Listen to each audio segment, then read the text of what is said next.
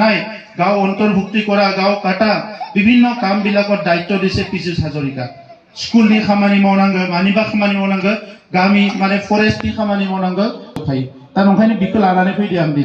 रायजोसेया बिश्वनाथाव हाया मोनजोब्बाय सनितपुरावबो मोनबाय नाथाय सनितपुराव एसे दंबावो बिखौ प्रसेसआव दंबाय थायो आं मिजिं थिदों बिबो थाबैनो जागोन दा ओंखायनो 2026 मायथाइसिम जोंनि मानसिफ्रा गोनो गोथो जानानै बहाबा माबा भट होफ्लांनानै जाहाथे जोङो गावखौनो मोनसे बुंनो हायै मानो हायै अबस्थायाव लाबा दा नै खुलुमबाय आं बे समाव मोननैसो सुंद' आपडेट लानानै फैलायबाय रायजोफोर नोंथांमोना बे भिडिअखौ जोबजासिम नायनानै लायोब्ला माबा मोनसे नङा माबा मोनसे नोंथांमोना बुजिनानै लानो हागोन एबा नुनो मोनगोन बेनिखायनो नोंथांमोना भिडिअखौ स्किप खालामालासिनो जोबजासिम नायनानै लाग्रो भिडिअखौ जोबजासिम नायखांनायनि उनावसो नोंथांमोना मा बुजिनो हाखो नोंथांनि गोसोआव मा साननाय सोमजिदों नोंथांमोना कमेन्ट खालामलायब्लानो जाबाय चलो बिदिब्ला नायनानै लादो तो 5টা সমষ্টিৰ ভিতৰত 4টা সমষ্টিয়ে বিপিএফ দলৰ দখলত আছে তো ইউপিএফএল কেনেকৈ জিকিব এইটোতো অসম্ভৱ যদি জিকে মই হয়তো কৈ আছো বাৰে বাৰে প্ৰমোদ বড়োৱে আমাৰ বিপিএফ দলৰ কৰ্মী নেতাৰ ওপৰত যদি পুলিচ লগাই পেলাই যদি হুলস্থুল নকৰে বিপিএফ দলে জয়ী হোৱাটো কথা যোৱাকালি মুখ্যমন্ত্ৰী আহিছে তেওঁ কৈছে মানে এইবিলাক চেম ছাৰে আচলতে নাজানে কথাটো তাৰমানে অসমৰ মুখ্যমন্ত্ৰী ডক্টৰ হিমন্ত বিশ্ব শৰ্মা ডাঙৰীয়াই এই BTCত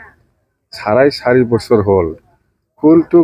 কোনটো গাই গৰুটো ফালি আছে গাখীৰ নিদিয়ে গাখীৰে নোলায়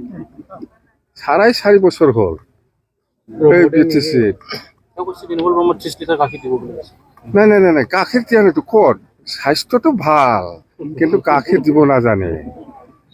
চেম ছাৰে নাজানে এনেকুৱা গৰু কিয় ফালিব লাগে তাই স্বাস্থ্যৱান গৰুটো কিন্তু গাখীৰে নিদিয়ে 4.5 বছৰ হ'ল বিৰাট ভুল হ'ল দাদাৰ চেম ছাৰে খুব ভুল কৰিলে এইটো 4.5 বছৰ গাখীৰে নিদিয়ে তেওঁ যোৱাকালি যে আহিছে বিপিএফক কিছু প্ৰভাৱ পেলাব নাই ডক্টৰ হিমন্ত বিশ্ব শৰ্মা ডাঙৰীয়া আহিছে অসমৰ মুখ্যমন্ত্ৰী এলায়েন্স হিচাপে আহিব লাগে আহিছে মুঠতে কেম্পেইন কৰিব লাগে কৰিছে কিন্তু চেম আহিছে বুলি এই চিডলি সমষ্টিত একো প্ৰভাৱ নেপেলায় একটাই কথা প্ৰমোদ বড়োৱে যদি আমাৰ দলৰ কৰ্মী নেতাসকলক যদি পুলিচ লগাই পেলাই যদি হুলস্থুল নকৰে আমি জিকিম চেম আহিছে বুলি কিবা একটা প্ৰভাৱ পেলাব সেইটো নহয়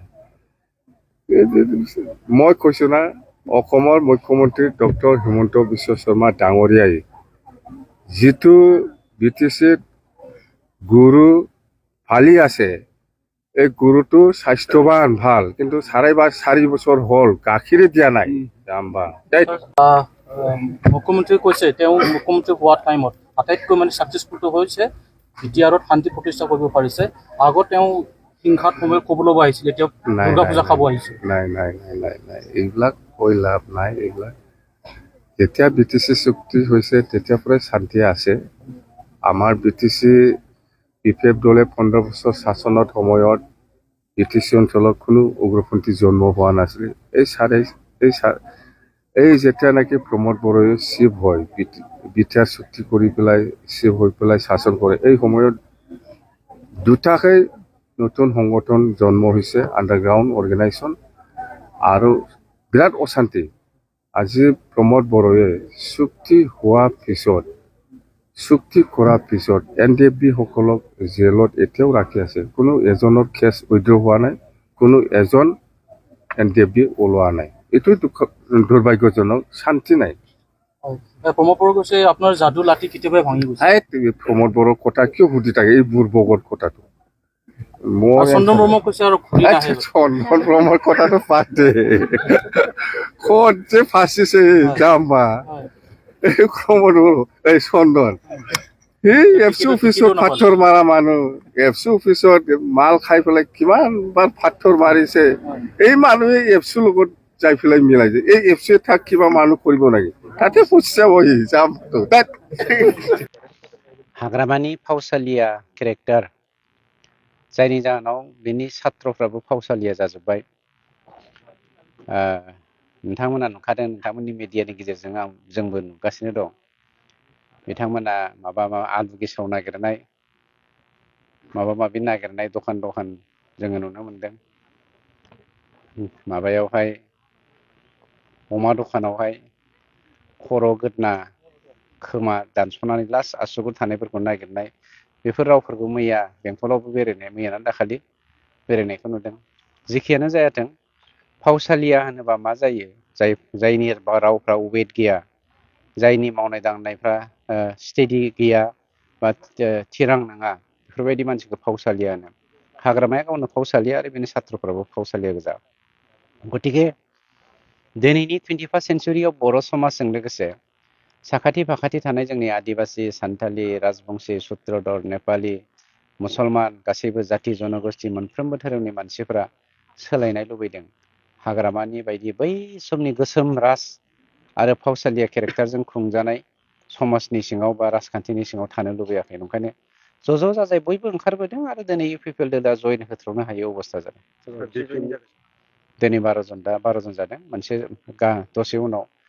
मोनसे गामि कमप्लिटलि हुलु हुला इउपिपिएल दोलोआव इउपिपिएलनिफ्राय जयन जागोन आरो बिदिनो गोबां दं अजस्र दिनै आं बहाय लादों जोङो मोनफ्रोमबो प्राइमारियाव आलदा आलदा इनसार्ज होना दोनदों आं दा आस्राबारि प्राइमारियाव हाबगासिनो दङ आस्राबारि प्राइमारिखौ आं दिनै नायगासिनो दं गुबुन प्राइमारियाव बिदिनो नोंथांमोनासो मेडियासो रानख'नो हायाखै दिनै मोनफ्रोमबो प्राइमारियाव दा जोंना जयनिं जागासिनो दं बिपिएलनि सासे दैदेनगिरिया बुंदों जितेन मुसाहारि होननाय बसुमतारिया चिरांनि गुबुन जायगायावहाय बिपिएफ फैयोब्ला मिटिं खालाम मोना होननानै नोंथांखौ दम होना दोनदों होनना बुंदों जाम्बानि खिबुआव थाम्फै बानाय रावसो बियो गतिके जोङो गुन्दा नङा हाग्रामामोननि समनि बायदि हाग्रामामोननि समाव गुन्दा राज जादोंमोन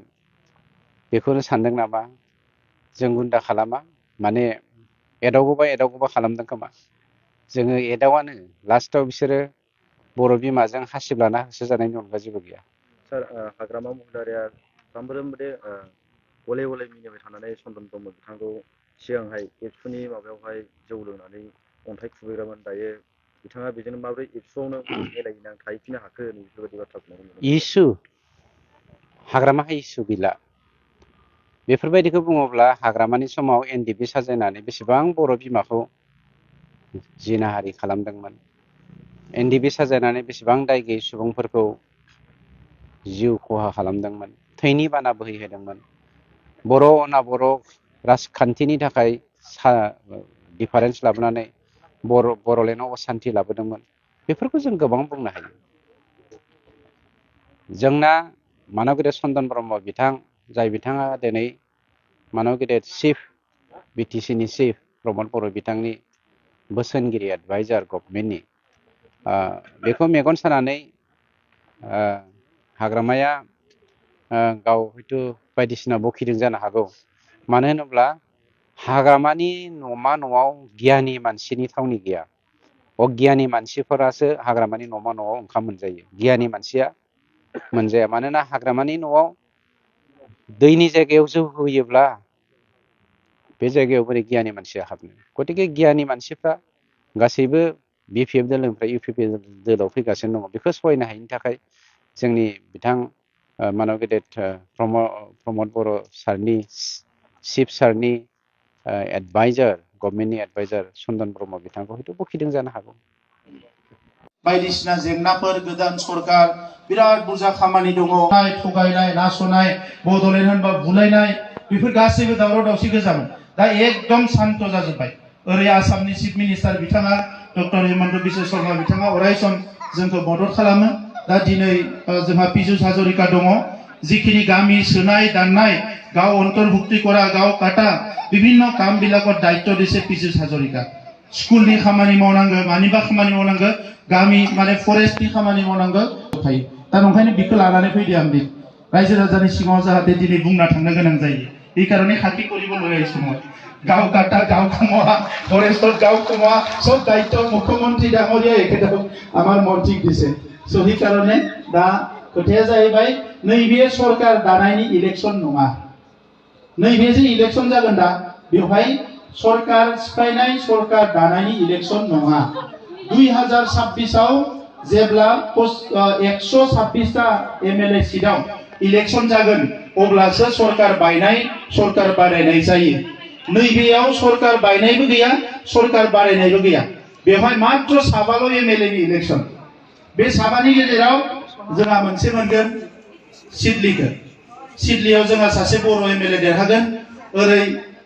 एजिपि आ सासे देरहागोन। माबायाव बङाइगाव बाखि साथाम बिजेपि आ गेलेगोन। दा बे बिजेपि एजिपि आरो इउपिपिएल सरकार सोलिगासिनो दङ। इउजि ब्रह्म बिथाङाबो मन्त्रि।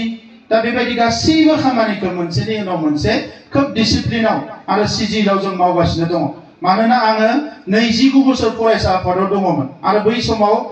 मोनफ्रोमबो गामिनि जेंना रायजो राजानि जेंनाखौ गासैखौबो मिथिगौ। दा नंखायनो खोब सुस्थ' मगजाव खुनु दावराव दावसि गैयाजासे जों खामानिखौ लासै मावलांगासिनो दङ। दा नंखायनो रायजोफोर आं गोलाव बाथ्रा बुंला जों खावलायनो फैदों जिहेतु सरकार गोदान बानायनाय सरकार बायनायनि नङा कंग्रेसनि एमएलए नो भट होनानै जोंनि भटखौ एसे नस्थ' खालामनाय जागोन। जि आद्रा थानाय खामानि दङ मावनो थाखाय रुलिं पार्टिनि एमएलए नो भटखौ होनांगोन। आरो दिनै सोरबा बुंनो हानाय जे फरायसा आफादा बेयाव मानो फैदों। गामि सोनाय गामि दाननाय आरो ओरैहाय मा होनो इखौ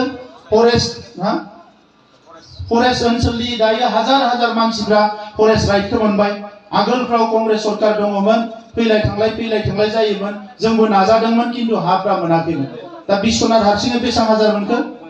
9000